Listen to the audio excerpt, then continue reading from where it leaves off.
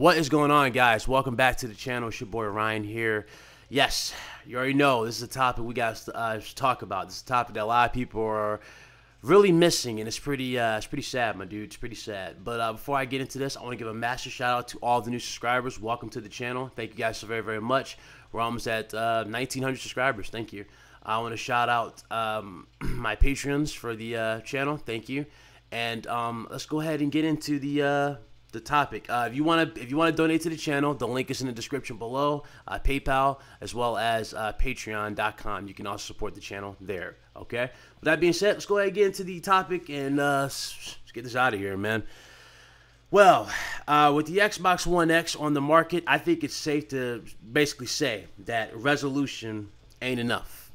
You know what I'm saying? It's not enough. Now, not only do you need games, we need games. Yes, we need games, but resolution is not enough. I'm sorry. In 2017, resolution is definitely not enough. We need more. In 2017, we need higher frame rate. And one of the main problems that's going around with these consoles, especially the PS4 and the Xbox One X and the Pro, whatever ones you want to call them, really all of them, to be honest with you. But one of the main problems with these consoles is the fact that they push the frame rate, they push the visual of the game instead of relying more on the performance of the game. Now, you look at the Xbox One X, this is a very, very big example. Microsoft pushes the graphics department very hard, and, you know, without even worrying about, like, they push the graphics category a lot more than PlayStation is right now, especially with the 4K. A lot of people fail to realize that the Xbox, yes, it can do 4K, but it doesn't have the necessary teraflops. What they mean by teraflops is computing speed. Mark Cerny was not lying to you guys when he said 8 teraflops is needed to at least maintain 4K and have a good experience. You know what I'm saying? A good performance at the same time. You know what I'm saying? So Microsoft forces their games with 6 teraflops, obviously, to run 4K, and you're seeing the result of that. Now, some games run better than others, like some that are very, very less demanding, like indies, you can get 4K 60, which is good, right? But when you look at games that are AAA budget, like Rise of the Tomb Raider, Project Cars, all these other games, Gears of War, Halo, all these games that are AAA budget are all going to have the same outcome, my dudes. Even Shadow of War, they're all going to have the same outcome. They're going to have bad frame rates, but they're going to have great visuals. And the reason why is because the CPU cannot compete, or it really cannot compute the necessary speed to maintain the frame rates and the visuals at the same time. It doesn't have the processing power nor speed to do so. That's what they mean by teraflops. I don't know why people keep talking about 6/4. Yes, the PS4 has 4 teraflops. That is true. The Xbox One X has 6 teraflops, but both consoles are not going to be able to do true 4K on a constant basis. I promise you. That's why a lot of games on the X are coming out and they're being confirmed to be dynamic 4K. So, that being said, with the resources that Sony and Microsoft have, especially Microsoft in this regard, this is the chance to really give us what we really want. Now, you can still push the 4K category. Obviously, there's a lot of people who are buying high-end TVs, like the Sony 900E and all that. So, a lot of people are still buying these TVs. You can still push the 4K market. Obviously, that's what you're going to do. There's a lot of money to be made in the 4K market. But one of the main things you felt like both companies are failing to realize is that gamers want a game to run at the fidelity, especially when we see it at E3. We want it to run like the way we see it on E3. No problem. It just runs like a fluid experience. We want that fluid experience. And that's something that I don't think anybody would disagree with. Not a PlayStation guy, an Xbox guy, at least a real Xbox dude. You know what I'm saying? Not these fanboys just want to latch on to something. But I'm saying, like, we all want an experience that is simple. We want a very, very fluid experience that is, that's what we're paying for. $60. That's a lot for a lot of people. $60 is a lot for people. And for $60, we're expecting the game to at least run and work. You feel me? That's how we want. So when you look at games like The Last of Us, you like Halo, or actually, is it Halo? No, not really Halo. Gears of War. We see Gears of War. We see The Last of Us. We see games like LA Noire, Crash Bandicoot. You see games like, I think GTA also. Yeah, GTA also. You know, so when you see these games like that, right, and they're running at 30 frames per second, you notice they have a lot in common in terms of their gameplay styles.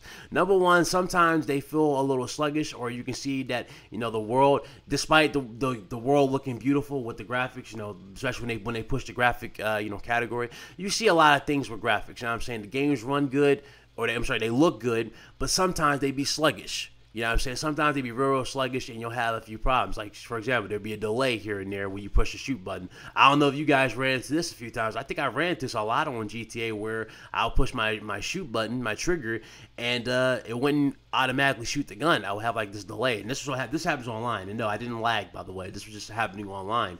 But the difference between higher frame rate and lower frame rate is the response time, okay? When you push left on the left stick, your character immediately moves to the left stick. Now, keep in mind, if you game on a monitor, I game on monitors, okay? I have two monitors here. I have one for my PC and one for my PS4.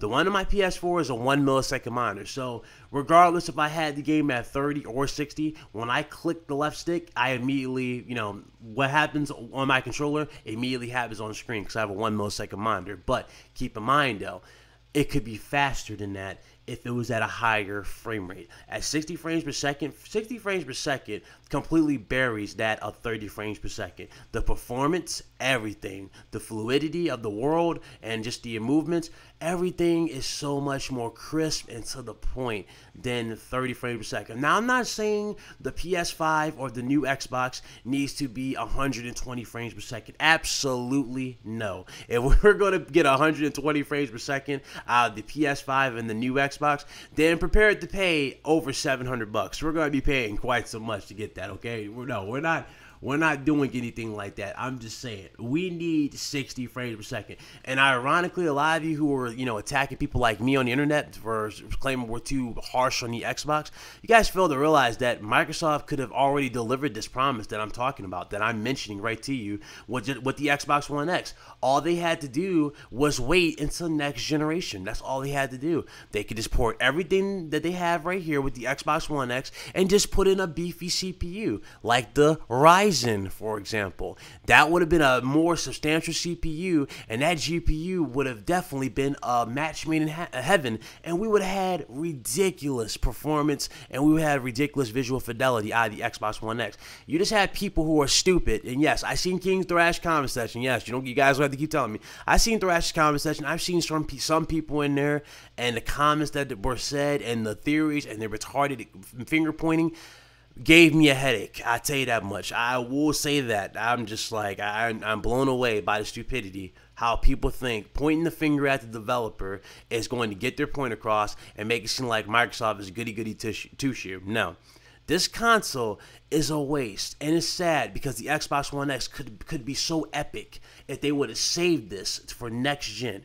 All of this could have took Sony by surprise. If Sony would have came out the PS5 and said, "Oh yeah, we got a nice CPU in here. We got we got AMD. We're AMD focused. We're using the Vega Tech. We're gonna use what's that joint called? Rapid Pack Math integrated with the chip and everything. And we're gonna have a Ryzen CPU. If Microsoft came out of the woodwork with the same GPU that they have now and 12 gigs of RAM and a Ryzen CPU, what do you think my reaction was gonna be if I saw that? I would immediately jumped on my floor and said, or I would have jumped out my seat, and said, Microsoft got it in the tech department. They got it right there. That's a steal, especially if they can get it for $500. That is a steal. You know what I'm saying? Now, what would you rather pay $500 for? What I just mentioned or what you got now? I think a lot of you, if not all of you, would take like literally. Look at the Xbox One X that you guys got. Look at it. All the performance issues, the console not being able to start up, the tech issues where it would do like that screeching noise and go off. All that, right? All that is due to your CPU. Your CPU is trash on that console. It's terrible, man. It's overclocked. When you have an overclocked CPU, that's more stress on the CPU. The CPU can't handle only so much. You can't overclock a CPU over and over and over. You can't do that. No, you will burn that CPU out very, very quickly. And that's why I'm telling you, that's what a lot of people are having their problems with, is the CPU. Now, some people are saying thermal paste, which Okay, that's understandable too. Thermal paste, not properly done or not properly, administered thermal paste. That's another problem with consoles. True, very true. But I guarantee you, all these other problems are mostly due because of the CPU. It's not the GPU. The GPU is fine in the Xbox One X. That's one of the best things in the console. That's it. You got dudes hyping up vapor cooling. Guys, vapor cooling is not water cooling. Yes, it's cool that you have it. That's awesome. The thing can sound silent, right? But for the dudes who are acting retarded on the internet, saying stuff like, "Oh, I don't have no issues with my Xbox One X. My games don't suffer stuttering. This is just stuff I don't know. My console suffers stuttering." And I had J-Wags, and you already know, people. You already know J-Wags let it out, man. Shout out to J-Wags 412. He's a good YouTuber, but he let it out too. He bought the Xbox One X. His thing broke on him immediately. And he'll tell you. Ask him. He'll be in my comment section. Ask him. His broke on his. But I'm telling you, man, these people who are saying they didn't experience these problems, 9 times out of 10, these dudes are lying through their teeth to try to make themselves, to try to white knight for this console. And then you'll see them damage control for the console. It's like, guys, I get it. You like the Xbox, but let's be real here. This console should have been saved for 9th gen. For 9th generation hardware, this console would have been a complete steal. I'm telling you, if they would have been able to put a Ryzen CPU in the Xbox One X with already the things they got in it now, we would have no problems. No problems. You wouldn't see nothing from me. You would see nothing but praise from me. The only thing I probably would, just go at Microsoft with wouldn't be necessarily the performance of the games, because the performance would be there. You know what I'm saying? The performance would be good. The only thing I would complain about from Microsoft is just the lack of first-party games, and that is something that I don't think anybody can disagree also. It's just the lack of first-party games and the lack of trying with first-party games. Buying third-party games is not ensuring first-party. Buying a game for a year of exclusivity is not doing anything for the console. You need your own exclusives from your own departments, from your own creative minds to sell the console. You cannot rely on third party. You cannot rely on that sort of thing. You need first party talent. There is no damage control anymore, okay? That's where I come from. But as far as the Xbox One X is concerned, I think the Xbox One X, is good with the base that it has. The only problem is the CPU. And the Xbox One S could definitely do 60 frames per second right now, actually. Right now, it actually can do 60 frames per second if Microsoft just stop with this 4K and stop pushing this console so hard with the 4K and actually, take a step back and look at the people already who don't have 4K displays. Let's be real here. Those of you who don't have 4K displays, what would you rather take? What would you rather take? A game that just looks better at 1080p, or would you want a game that runs 1080p 60 and performs like a high-end PC type of style? You know what I'm saying? What would you rather take? I know you would take the high-end PC type of play style, right? So that's just not damage control. That's not. So that's what my point is, though. 60 frames per second needs to be a standard. And that goes for Sony, too. The PS4 or Pro can also do 60 frames per second. It can do 60 frames, 1080p 60. That's what the Pro can do. That's the one thing a lot of people are missing. The PS4 Pro can do 1080p 60. The problem is they don't focus on that. They're so hard pushing 4K, they're not thinking about another resolution that could actually help them in the long run. 1080p 60 should be the very, very, at least minimum. I think now, listen, I know we already know that, if I'm not mistaken, Spider-Man, right, on the PS4 is 1080p 30, right? If I'm not mistaken, it's 1080p 30. And a lot of people fail to realize that Spider-Man is actually open world. It's bigger than that of Sunset Overdrive. That's the last time I did news on the world. It's bigger than Sunset Overdrive. So Spider-Man is a big game. So of course they can't reach 60. But I'm not saying I'm not saying the PS4 Pro can hit 60 on every single game. No, it can't hit it on big open world games like GTA. Just like it can't do that. Can't do that. But when it comes to other games, like linear games, no doubt about it. It can hit 60 frames per second. The problem is they don't focus on that. They focus more on the 4K aspect. And again, 4K will only get you so far. It'll only get you so far, man. You know what I'm saying? You need games to show off that sort of thing. Now, Sony's doing well in that respect because they have the games to show off the 4K aspect. Microsoft is failing in that aspect because they don't have their own first-party games to show that off. But one company in particular that's actually just destroying the scene right now, and I'm very, very proud of, is Nintendo. Nintendo look at Nintendo and compare them to Sony and Microsoft. Sony and Microsoft are about pushing the graphics category and then trying to one-up PC in a way. They're trying to, but they're not really succeeding. You know, they look good. They look great. You know, PC. You know, they look great. You know, a lot of PlayStation and Xbox games look great. But I'm saying in terms of PC, like 8K, you know, versus 4K or dynamic 4K, it ain't competing, against PC. But again, they're doing well in those aspects, of showing it off. But again, it's kind of a losing battle. You're basically just poking, you're poking somebody to the point where it's like, okay, when they turn around and hit you, you know what I'm saying, that you're done.